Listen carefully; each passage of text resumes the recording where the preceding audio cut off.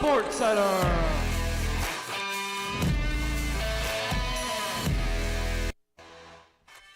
Hello and welcome to Colonial Sports Center.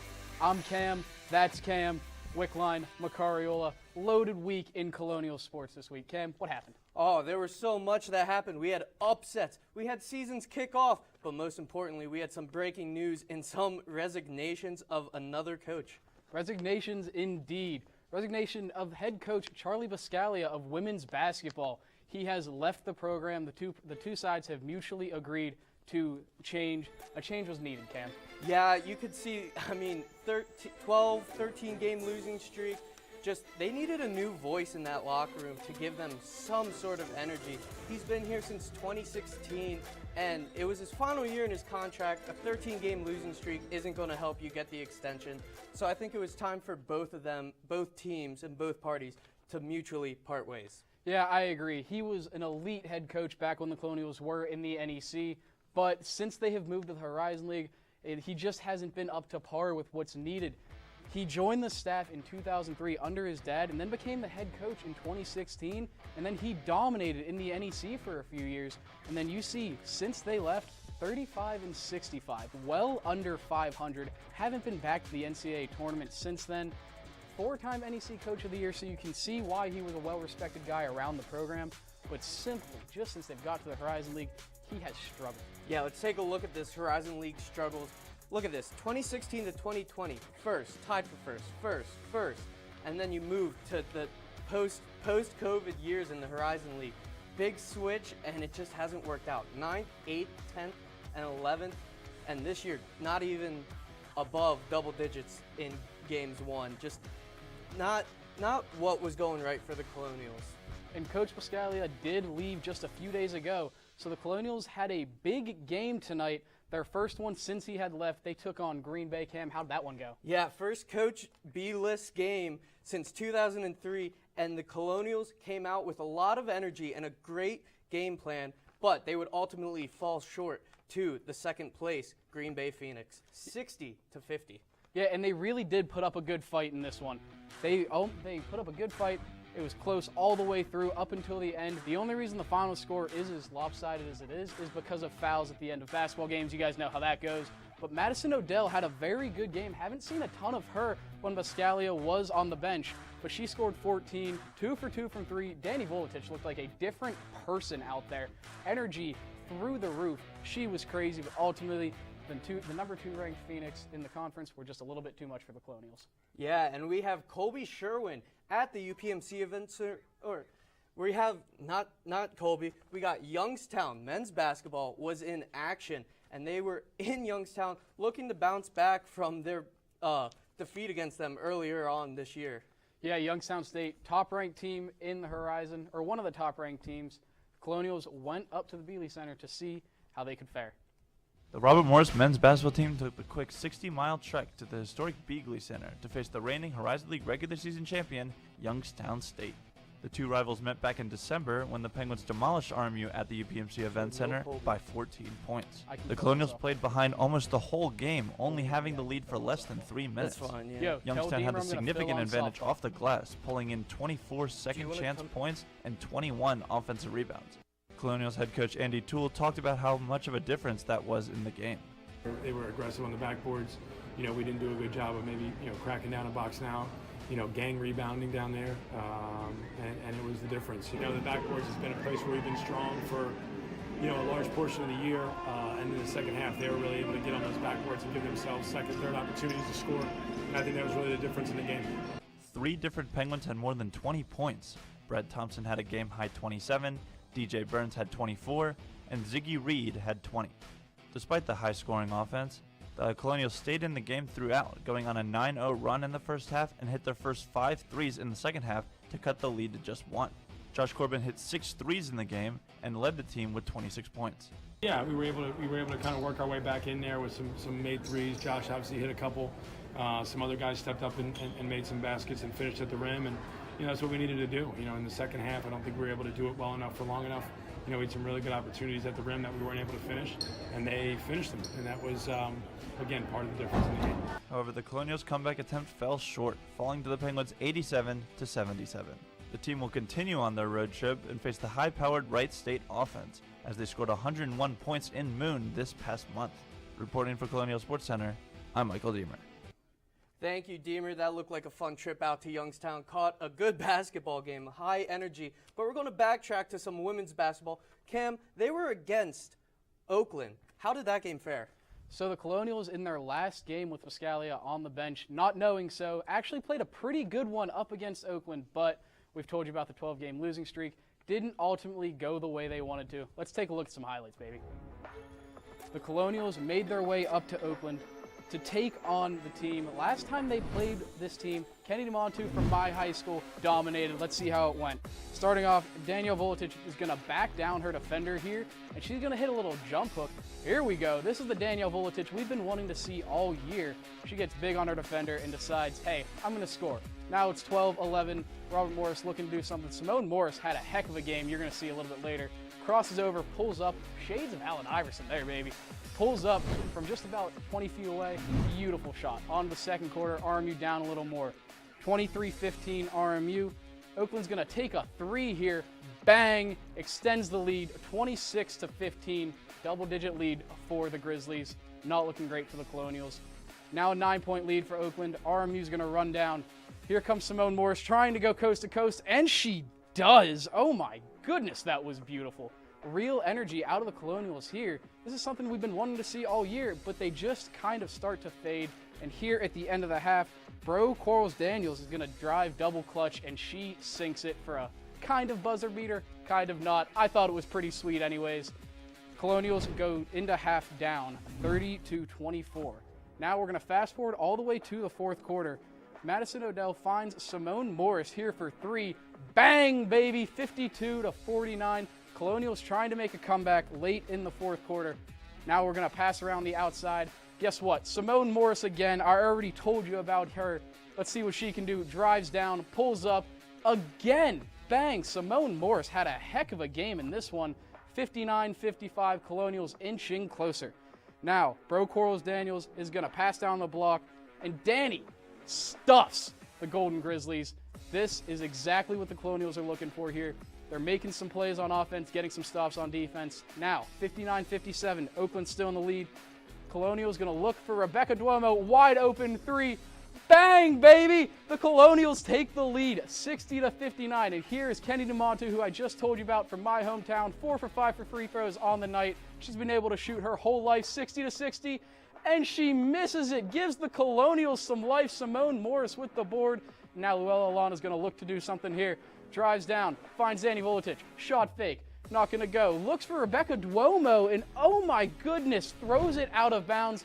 We get extra basketball, baby. Now, in OT, Alana's going to find Duomo here. Going to look for a three-pointer. She seems open and just can't hit it. 65-65. They needed that at the end of overtime.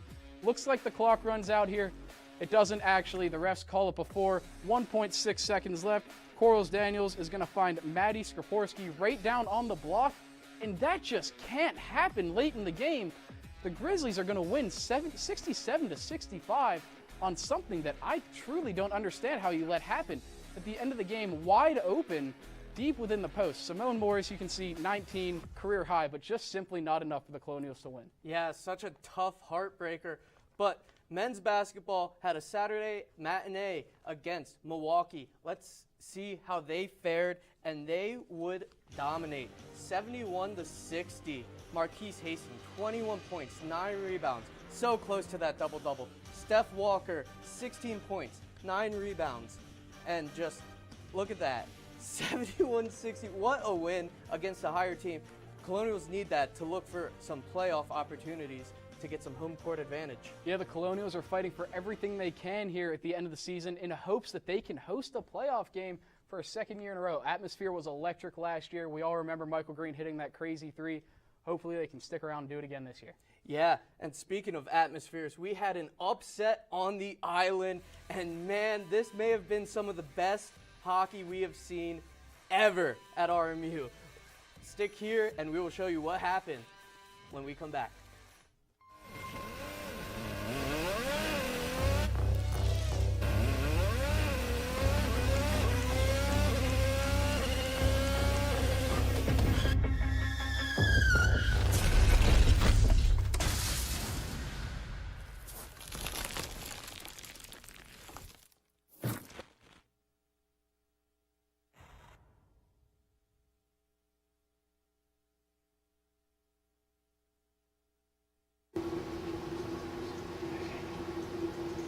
30.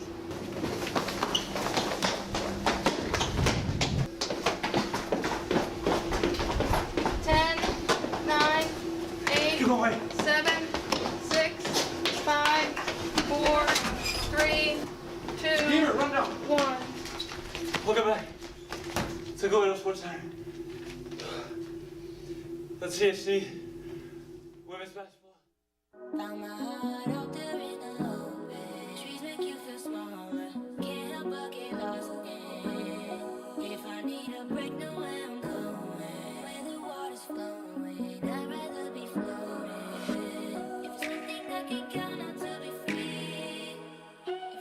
Feel the beat of nature at a park or forest near you. Find a forest and music inspired by nature at discovertheforest.org. Hello and welcome back to Colonial Sports Center. Let's talk some hockey. It's Robert Morris. Hockey is everything we want to know about. Let's start with the men's.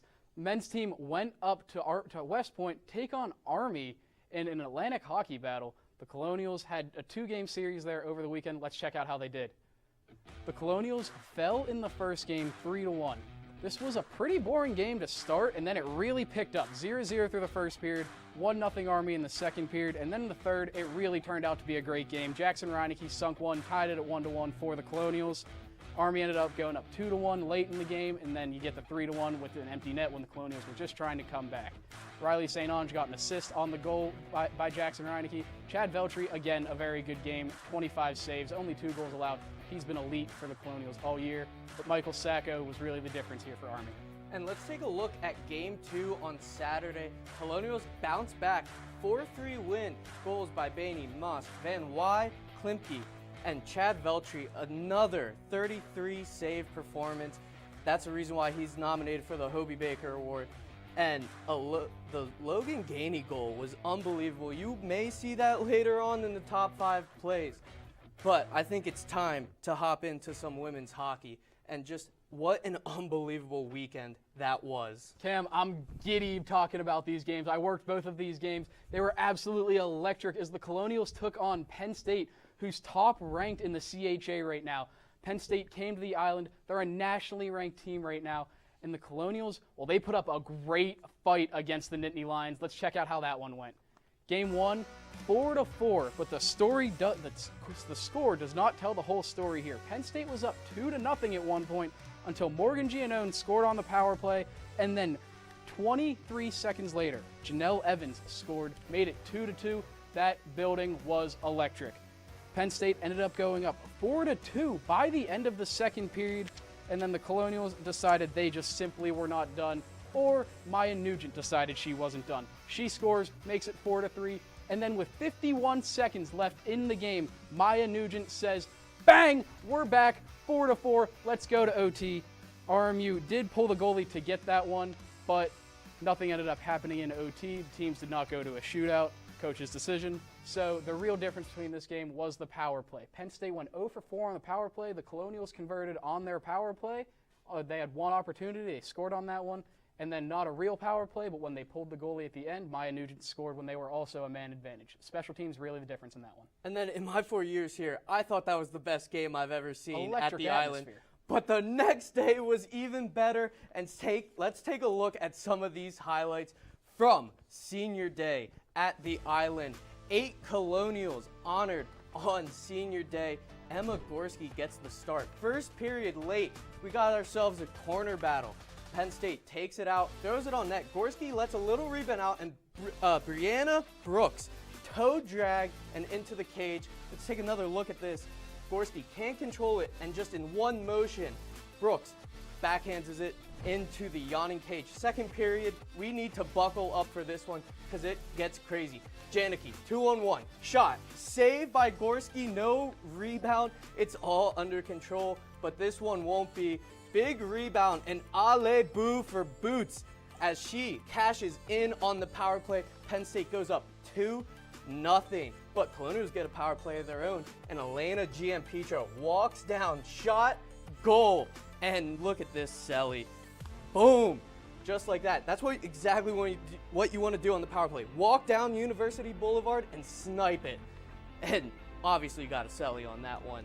And then Penn State again on the power play, and Brianna Brooks again with the goal, and RMU again down 2, but that's exactly where they won them. After the 2-goal comeback from yesterday, Madison Primo gets it started, throws it on net. Dessa thinks she has it, but Primo follows it up and stuffs it home. The puck was just laying in the blue.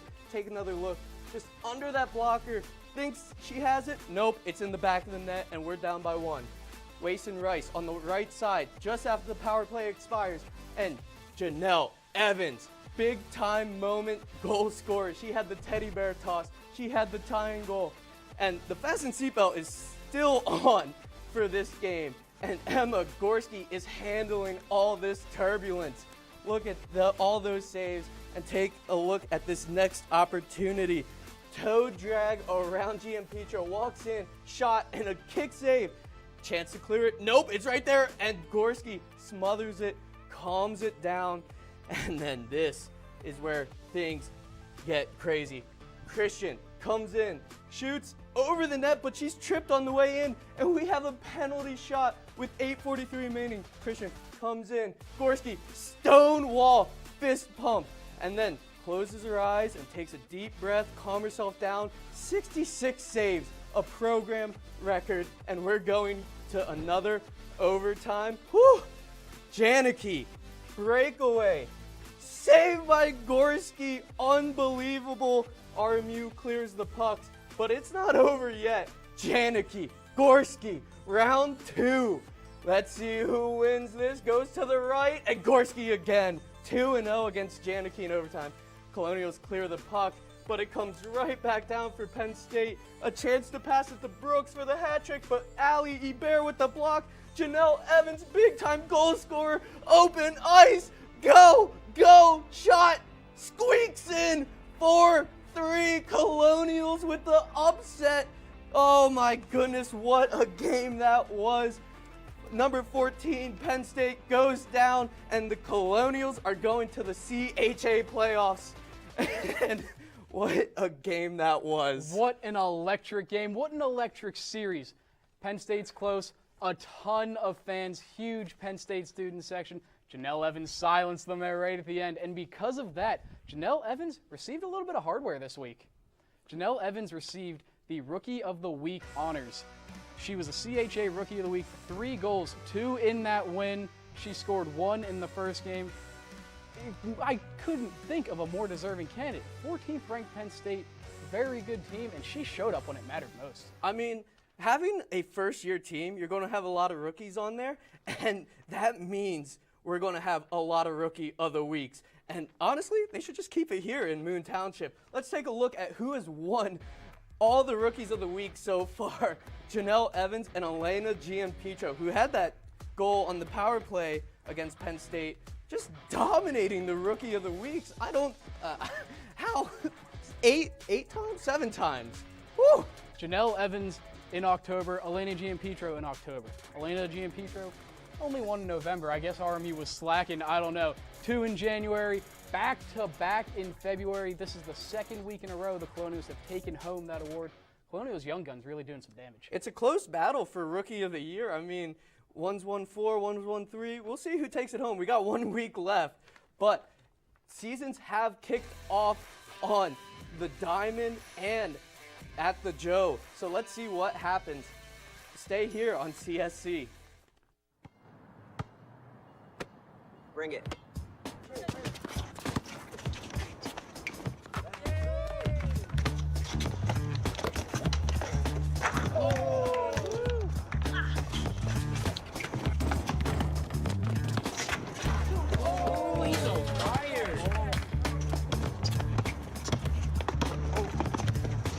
Time out, guys. I'm late to dinner. My mom's gonna kill me. Catch you guys later. Mom wants us home. Okay. Bye, guys. You guys need a ride? Sure. Yeah. All right. How about some one-on-one? I gotta go eat, man. Sorry. I'll see you later.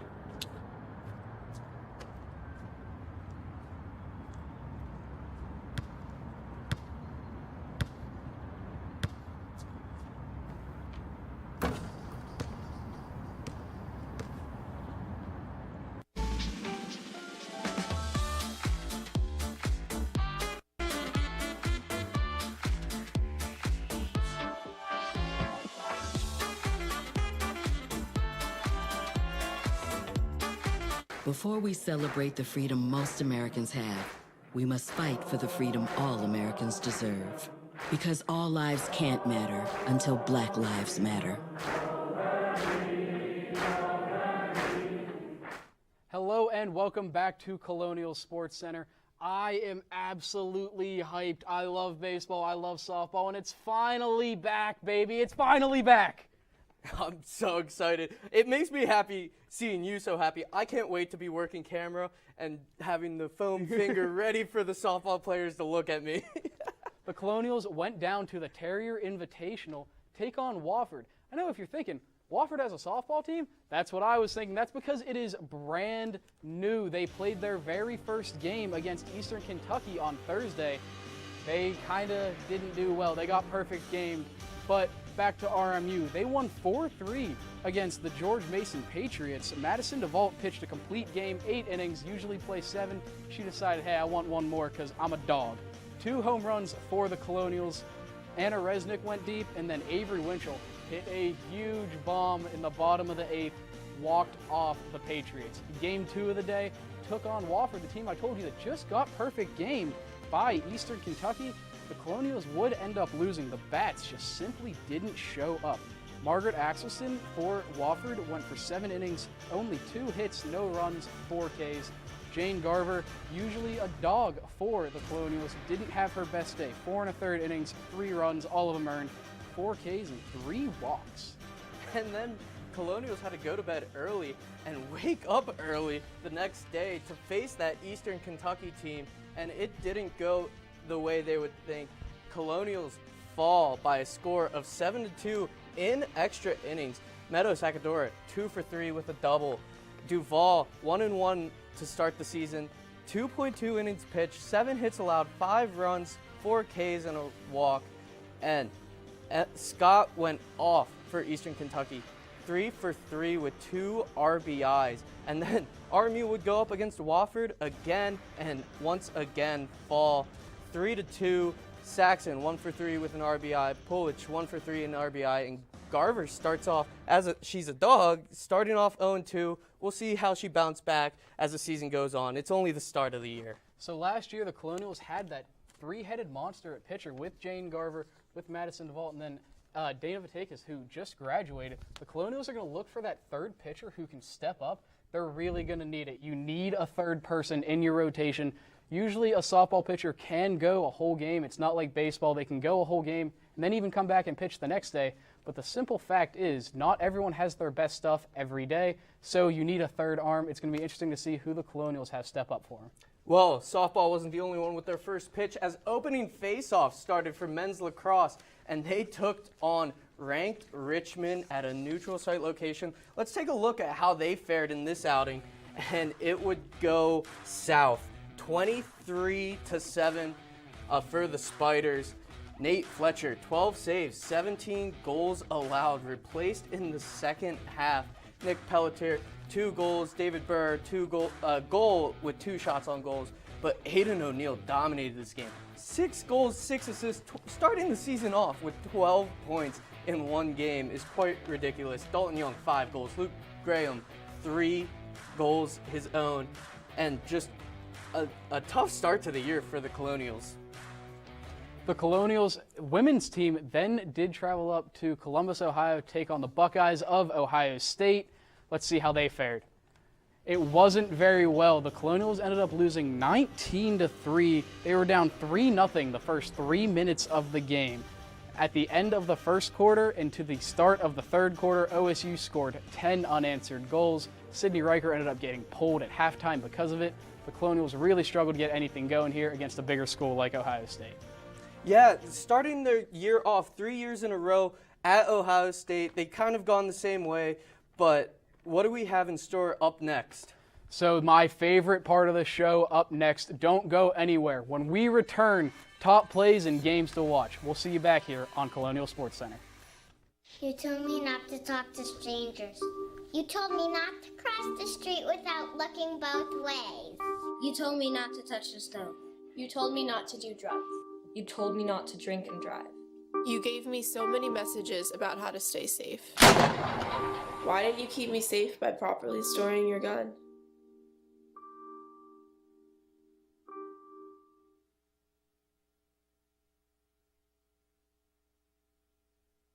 When I was your age, I was just like you, fascinated by stars.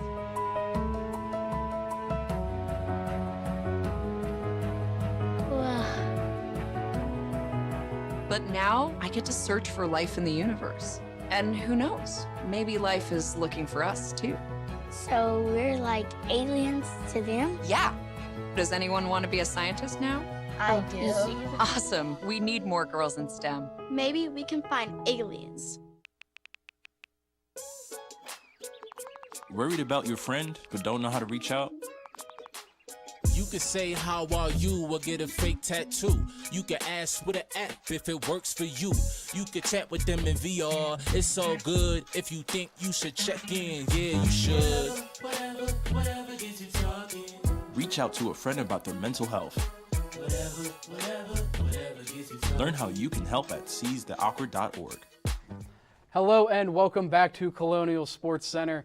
My favorite part of the week, Cam's favorite part of the week, your favorite part of the week, top 5 plays. Cam, take it away. Let's see what we have. We start off, we saw this play earlier in the highlights.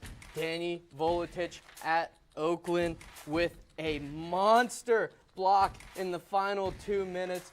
Driving in, stuffed, sent back down. And it goes off the Oakland player, so they get the ball back. Let's take a closer look. And just stuffed. Duomo was in there too. We don't know, but the block went to Danny. Going to the number 4 play, we're going to stay on the hardwood men's side of things this time. The Youngstown State game, Justice Williams trying to figure out what to do to the ball. The Lord and Savior, Josh Corbin, is going to figure it out. Gets switched on to Ziggy Reed. Hey, why don't I put the moves on? Josh Corbin says, whoop! Oh, pullback 3, bang! Josh Corbin hits another big 3 for the Colonials like he's done all year. Look at Ziggy Reed. I don't even think he would have had to stop. I think he had him blown by. He decided to pull back, go for 3. Beautiful shot by Corbin. Dropping the whoops like Colby Sherwin. And I teased this play earlier for number 3, Logan Gainey. Puck up in the air. Defender trips. Gainey gets it. Forehand, backhand, forehand, and tucks it home with 5 minutes left. Army would score, but that goal by Gainey, take another look. Trip, ice is slippy. The blue line's there. Backhand, forehand, goal, and that's the winner. Now on to the number 2 play of the week. We're going back to men's basketball. You're going to see Steph Walker. Keep your eyes peeled on him on this play. He's going to pass up to Corbin. Remember what I said. Keep your eyes peeled for Steph Walker. And here he comes. He slams it home after Josh Corbin can't finish the layup. Look, Josh Corbin up. Steph Walker says, I'll save you. Bang, baby. Absolutely slams it down. Should have been number 1, but we got something better. This is my personal favorite moment in all 4 years I've been here at RMU. Janelle Evans racing down the ice and scoring the game winner in overtime. It's so good we have to see it again. The celly right in front of the Penn State student section. Second time this year there's been an opposing team student section. We need our students to get out there, but Janelle Evans with the upset goal.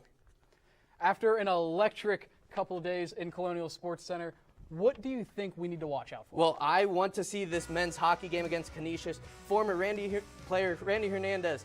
2 games with huge playoff impact. Cam, how about you? The women's lacrosse team takes on another big game. They just played Ohio State. This time they take on Cincinnati in another bigger school. Let's see how the Colonials can fare in this one. Well, it's been a great show for Cam. I've been Cam. Everyone's Cam.